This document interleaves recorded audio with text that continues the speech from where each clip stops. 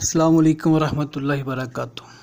जी मोहतरम, जिनसी अमराज के हवाले से हम पहले ताकत की फ़िलासफ़ी डिस्कस कर रहे हैं। वो अहबाब जिनके लिए ऐसे उन्वानात, ऐसे मौज़ूआत, ऐसी गुफ्तगू बात से बोरियत बनती है, उनके लिए पेश की माज़रत है, वो बेशक ऐसी गुफ्तगू को ना सुने।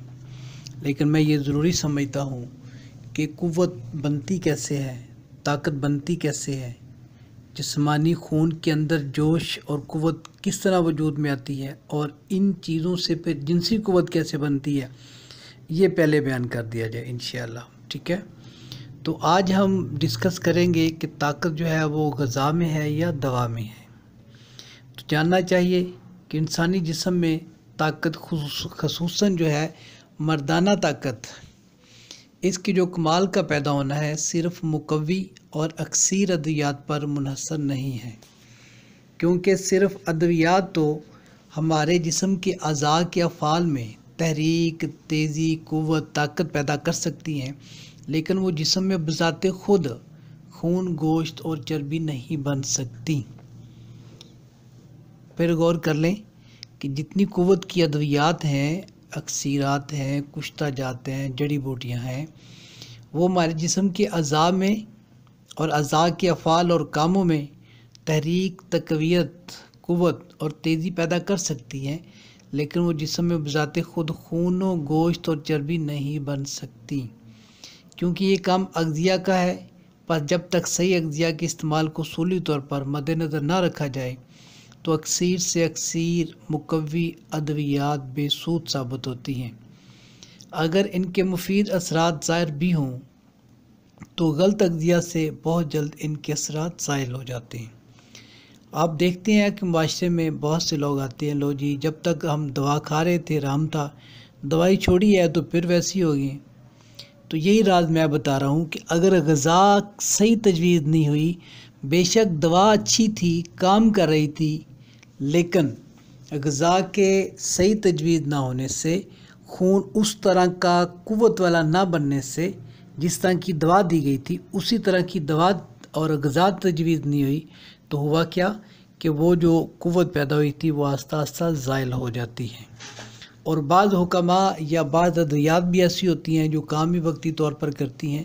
तो बहरहाल हमारा वो उन्वान नहीं है वक्ती तौर पर दवाइयों का काम करना। हमारा आज का मौजू है ग़िज़ा कैसे क़ुव्वत बनती है, या ताकत जो है ग़िज़ा में कैसे है।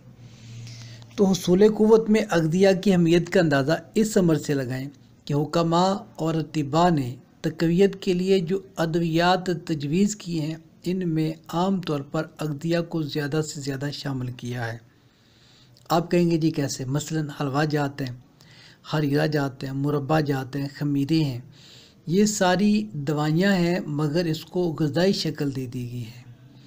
और इनसे भी ज़्यादा तेज़ किस्म की अग़ज़िया को अदविया में तब्दील करने की सूरत में, यानी कि ऐसी चीज़ें जो थीं तो ग़िज़ाएँ, लेकिन उनको अदविया में तब्दील किया। जैसे माउल लाहम है, ठीक है, 2 आतिशा है, 3 आतिशा है, और इस तरह तरह की जो शराबें पैदा बना ली गई हैं, ये सारी की सारी इस चीज़ का सबूत है कि जो असल ताकत है वो ग़िज़ा में है। हम रोज़ाना ज़िंदगी में भी जो पुलाव, ज़र्दा, मुतंजन और फिरनी वगैरह चावल की शक्ल में इस्तेमाल करते हैं, ये सब कुछ अग़ज़िया को अद्वियात से तरतीब देकर इनमें तक़वियत पैदा की गई है। इस तरह सूजी की बनी हुई सवैयाँ, डबर रोटी, हलवा, हरीरा और पराठे, ये सब कुछ ताकत को मद्देनज़र रख कर हुक्मा, अतिबा और अवाम ने तरतीब दिए हैं। अलबत्ता ज़रूरत ये होती है कि इनके सही मकाम इस्तेमाल को जानें और मद्देनज़र रखें कि हलवा कब देना है, हरीरा कब देना है, माउल लाहम जो है ये कब देना है। और ये जो सूरत हाल है ये फ़रंगी तिब, अंग्रेज़ी अद्वियात में, अंग्रेज़ी उसूल इलाज में ये बिल्कुल नहीं शामिल है। वहाँ ताकत की अदविया में अग़ज़िया का तस्वर तक नहीं है। यही वजह है कि आज तक हमारे मुल्क में ताकत के लिए अंग्रेज़ी अद्वियात का तस्वर तक नहीं है। यही वजह है कि हमारे मुल्क में ताकत के लिए फ़रंगी अद्वियात की तरफ बिल्कुल रुजू नहीं किया गया, बल्कि इनकी अद्वियात को खुशक समझकर नुकसान रसा समझा जाता है, क्योंकि फ़रंगी तिब की अक्सर अद्वियात तेज़ाबियत और ज़हर होती हैं। ان سے انسانی اعضائے رئیسہ ان کی دل، دماغ اور جگر اس کو غذائیت کے بجائے نقصان پہنچتا ہے، اور اکثر ضعف اور نکاہت اور کمی خون کے امراض پیدا ہوتے ہیں اور انسان ہمیشہ کے لیے مریض بن کر رہ جاتا ہے۔ تو آج کی ہماری گفتگو کا محاصل یہ ہے کہ اصل قوت جو ہے وہ غذا میں ہے۔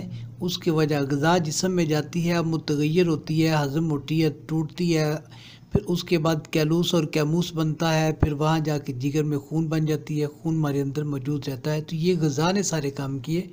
دوا کھائیں گے تو وہ جسم میں جائے گی، حرکت دے گی، تحریک دے گی، قوت پیدا کرے گی، جسم کو ایک دفعہ تو ہیجان میں لائے گی مگر وہ خود پھر خارج ہو جائے گی۔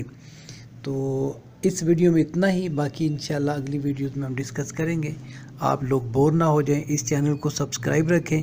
میں انشاءاللہ جنسی امراض کے حوالے سے مکمل ڈیٹیل کے ساتھ آپ لوگوں کو علم پرووائڈ کروں گا، جو کہ میری کوشش ہے کہ پہلے یوٹیوب چینلز پہ نہ بیان کیا گیا ہو۔ انشاءاللہ اللہ میرا حامی و مددگار ہو، اور آپ لوگوں کو بھی اللہ تعالیٰ صحت مند، تندرست اور توانا رکھے۔ اللہ حافظ۔